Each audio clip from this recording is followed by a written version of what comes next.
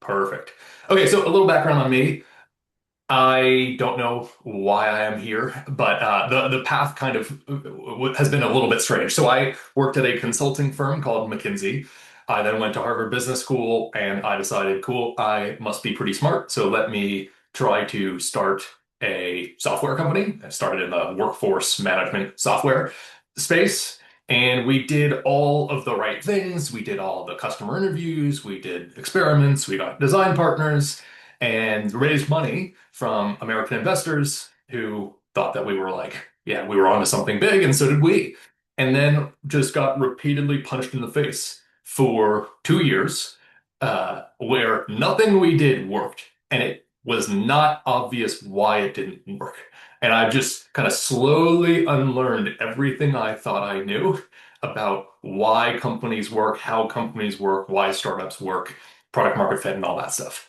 And then it got even worse because we went 0 to 4 million ARR in 2 years, and it didn't make any sense to me. Our product, we had done a Hail Mary pivot, and it was entirely worse than everything we had done up until that point. We didn't have a website. We didn't have a fancy product. We had like nothing.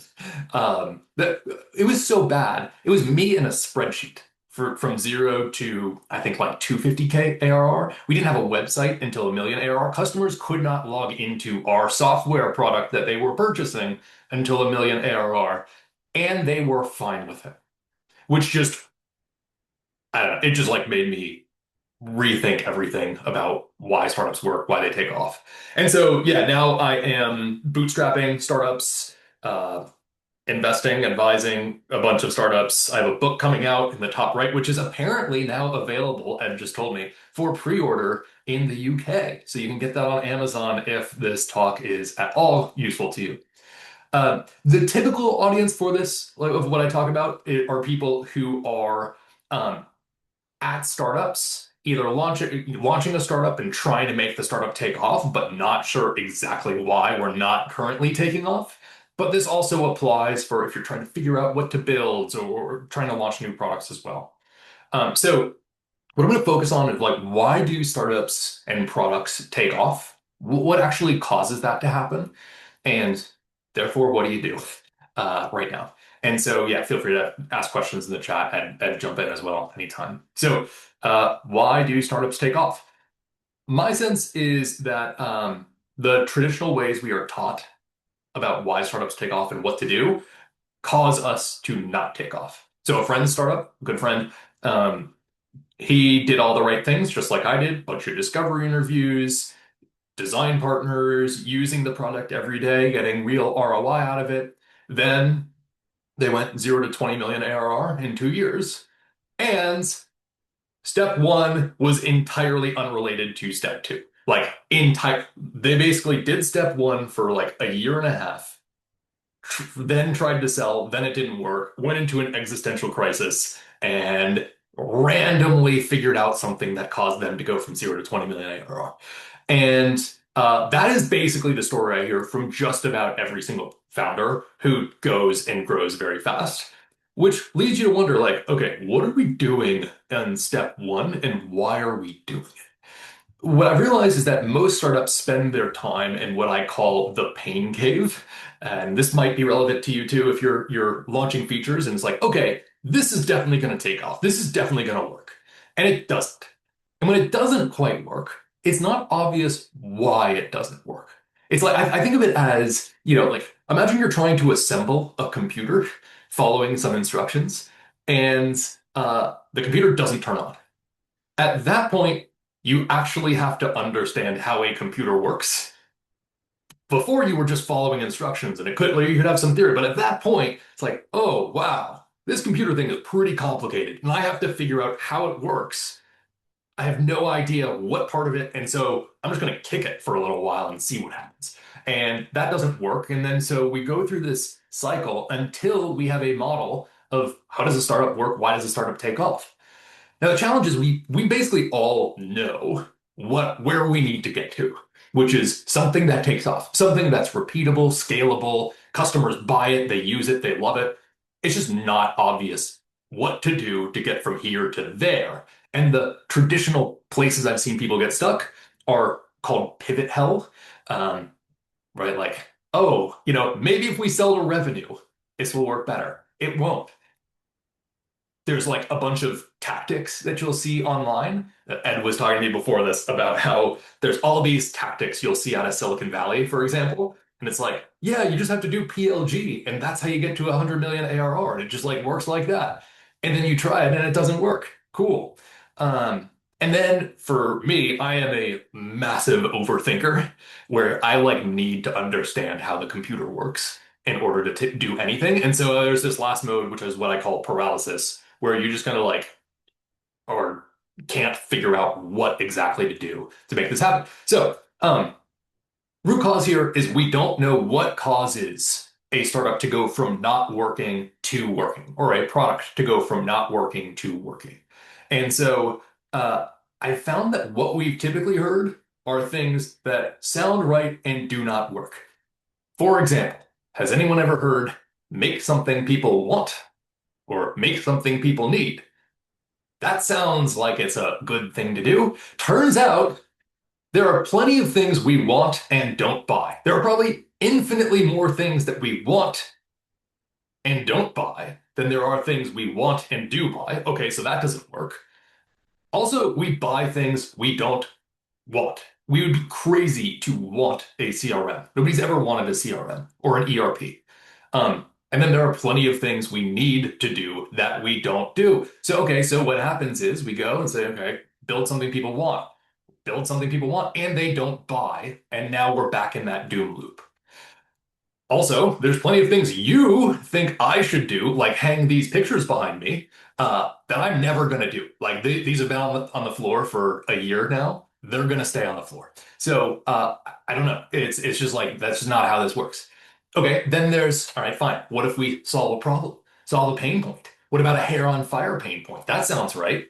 Cool, but how many pain points do you have that you do not solve? Even hair on fire ones.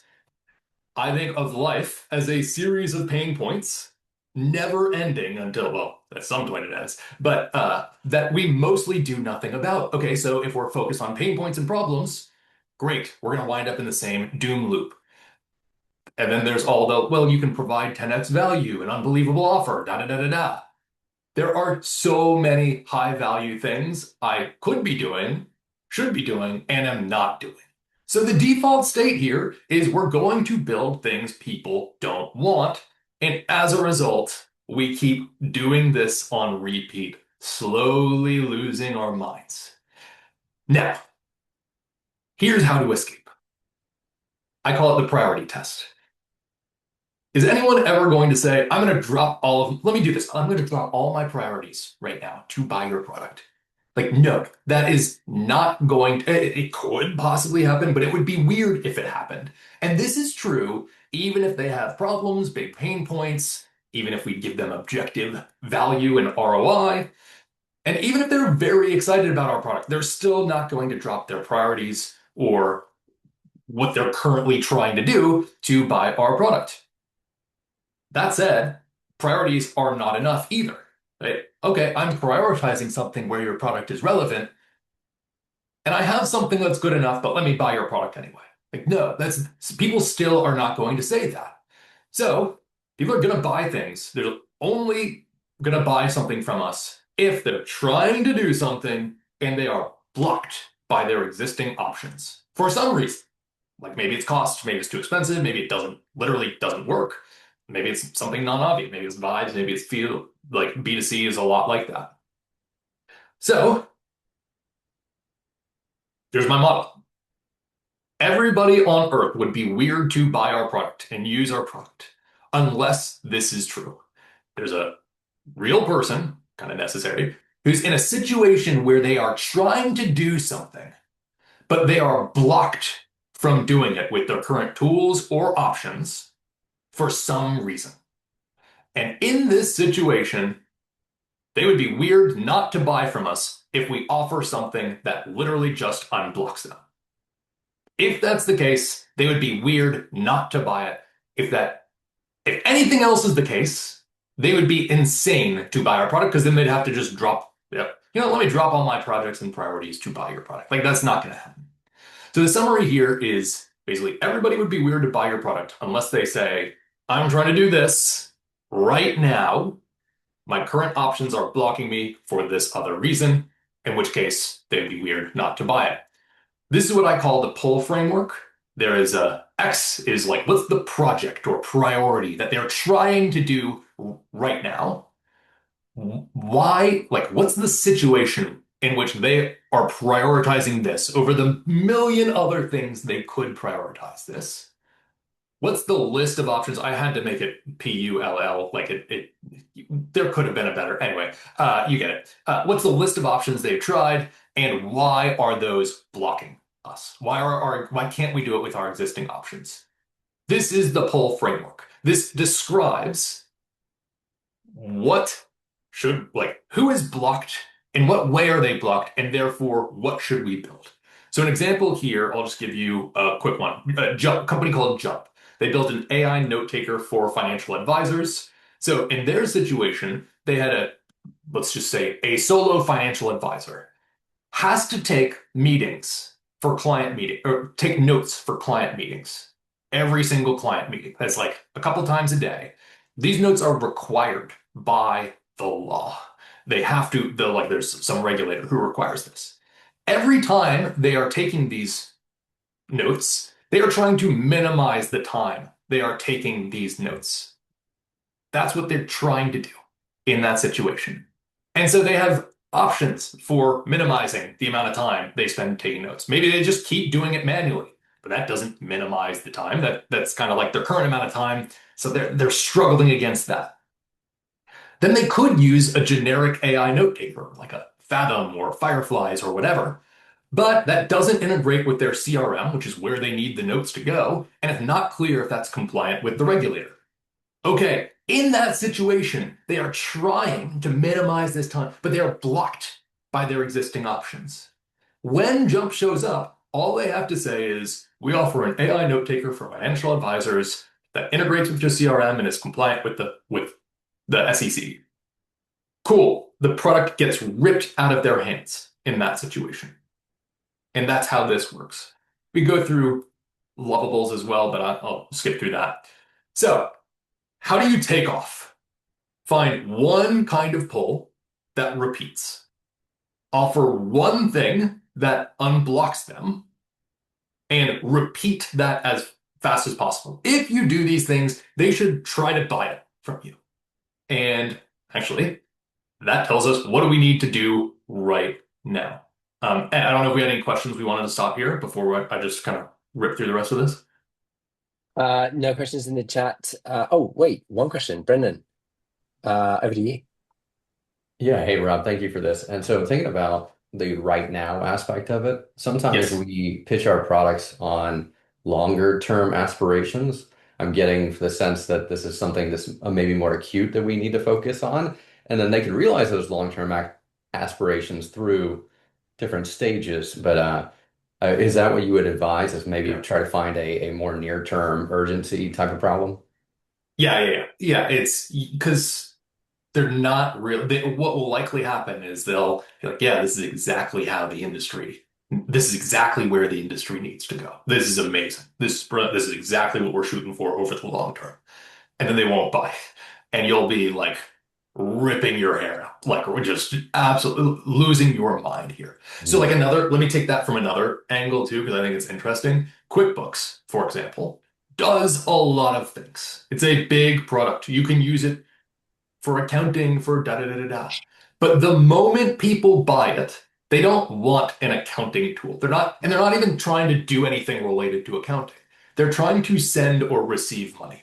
That's it. And so QuickBooks just focuses on send or receive money in a really easy way, like the easiest way for businesses, and then as you do that through QuickBooks, then you get exposed to the other things it does. Hmm. So don't sell the entire vision all at once necessarily. No, no. Because like what that will do, okay, so like imagine here. let's just talk about Lovable, for example, right? It's basically I'm trying to build an app because I have a cool idea, but I'm non-technical and kind of useless and kind of impatient, right? And so I'm not going to use a traditional no-code app builder and because that doesn't like, and so at that point, I'm like stuck here. I want to build an app, but I'm blocked. If you show up to me at that point and say, here's our vision for how the world should work, right? Like, I'm gonna just tune you out immediately.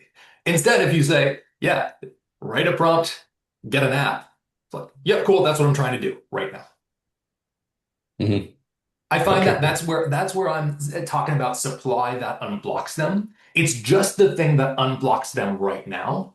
Anything you describe more than that is just drowning them in information that's not relevant to what they are trying to do, which causes them to kind of be like, all right, I guess this isn't for me. And so that's the result. That's like when I typically see people pitching a vision or whatever. Um, that's what typically happens. You get nods and you don't get purchases. Hmm. All right, thank you. Yeah, yeah, totally. Anything else? Yeah, I think you might be about to come onto this, but often I speak to people who have, if they're B2B, they've got like, 5 or 10 customers, but they're selling slightly different things to different people. And one of the problems they have to kind of deal with then is like how to decide like which direction to go in, like which is the repeatable case to go after. Do you have any thoughts on that? Yeah, we're gonna get to that in 2 slides. Super. It's a really good one. And that's a common place. Like people get stuck with 0 customers, they get stuck with somewhere between 5 and 20 customers where they all kind of look different. And then they get stuck at a couple million in revenue when some people bought fast and some people didn't, and they're not sure how to scale the thing super fast. And so those are like pretty common places people get stuck here. Um, Yeah, okay, cool. So this, like, what do we do with this information? Question one is how do we find this magical, mystical pull thing? And then how do we sell and how do we scale? Turns out they are related. Because the only way to know if pull is real is to sell. We want to know if a person in this specific hypothetical situation is going to rip the product out of your hands. If they do that, pull is real. If they don't do that, pull is not real. That's it. And what you're going to want to hear is something like, cool. It's not like, oh yeah, let me know when it's ready, or oh yeah, this sounds really great. It's, I need to buy this right now. How do we get started? That's what you're looking for. And so to do that, we have to sell. Now, the question is like, where do you get your hypothesis of pull from? So if you have customers, um, what I've found is you can compare and contrast customers who have bought fast versus others who have not bought quite so fast and see what's the difference between those two. Why did these people buy fast, these other people didn't? If you have those, like I was mentioning before, if you have a couple customers and they're all kind of different, you try to write out what their pull was and say, okay, what was the situation they were in? What were they really trying to accomplish? And you can compare those versus each other and say, okay, well, I don't know which one it is, so I'm going to bet my life on this one. And we're going to go test this for as quick, like have 10 sales conversations as quickly as we possibly can, and then see if that's real. If not, then we're going to move to the next one. And so if you have an idea, want to test poll, that's basically the same thing. Write your hypothesis of who's in a situation where they have poll, you sell. If you don't have an idea yet, start with somebody you want to serve. I actually don't like customer discovery interviews. I find you learn a lot of things, most of which aren't helpful, and you can't tell which is helpful from which isn't until you sell. And so go do the job with them firsthand, generate your pull hypothesis from there, and test via selling. So how do we sell? Well, I think about a business as a factory with 3 steps. It's pipeline step. How do we get potential customers to talk with us? Sales. How do we turn them into customers? Delivery. How do we make them weird to churn? And so in this model, it's like, okay, cool. How do we get people to talk to us? How do we sell to them? This is often a thing we think about backwards because, well, you can see a bunch of advice online that all kind of looks like this. It's based on the theory that I'm going to get you, well, one, sales is gross. here. Um, and two, sales is gross because the way I sell is I'm going to convince you to buy my product. I want you to buy my product. I'm going to convince you to buy it, which makes you feel disgusting. It makes you not want to do it. It just gives a bunch of negative associations with sales, and it makes you suck at sales. And so, what actually causes someone to buy is this. If this is true, they will pull the product out of your hands without you needing to be a sales black belt of anything. And so this leads to the pull method of sales. Basically, find this person, listen to them describe what they are trying to do and in what way they are blocked, offer something that unblocks them, and see what happens. Do they rip it out of your hands or not? And so, pipeline stuff, it does like the typical way we get potential customers to talk to us is by sending some spammy nonsense message that's like, do you have these pain points? Can I pick your brain? What, like all these kinds of terrible messages that have a 0% response rate. But the purpose of messaging is not to convince them to buy. It's basically just to say, hey, let's get on a call. So it's what's an interesting thing I can send that gets you on a call with me. And so, and if you're on a call and you don't have pull, you're not in that situation where you're trying to accomplish something and blocked, you're not going to buy from me no matter what I say. If you're in that situation, you're probably going to buy no matter how I schedule the call. So I can just basically be like, hey, I'm cool, you're cool, down to chat. And I call that founder magic. And you can see here an example of that. On a sales call, what we typically do is we're told to ask a bunch of discovery questions. What's your current setup? Are you willing to, like, what's your budget? I don't know, all these kinds of random things. And that makes it feel like I'm on this side of the table trying to sell to you on that side of the table. When in fact, it should be we're both sitting on the same side of the table. Let's explore what you're trying to accomplish. And is that similar to what my customers or what I think other people have been trying to accomplish? And can we help? There's actually like a public sales call script that I've created that you can just go and get. But it's basically that. It should feel like you and I are sitting on the same side of the table, looking at your pull and my existing customers' pull and seeing if that works. And actually, what I've had is a bunch of friends have scaled their companies pretty quickly by writing a case study based on pull and then just using that as their sales pitch. And then yeah, is there real pull or not? It's not pull if it is anything other than I need this right now. How do we pay or get started? And here's what needs to happen for us to buy this. Anything else just doesn't count. And so I create a hypothesis. I do 5 to 10 calls. I analyze them on a couple of different like very simple things. Does this person have pull? Did our supply fit? And did they try to buy? And so what? And then compare and contrast to get somewhere useful from that. So I just sprinted through that.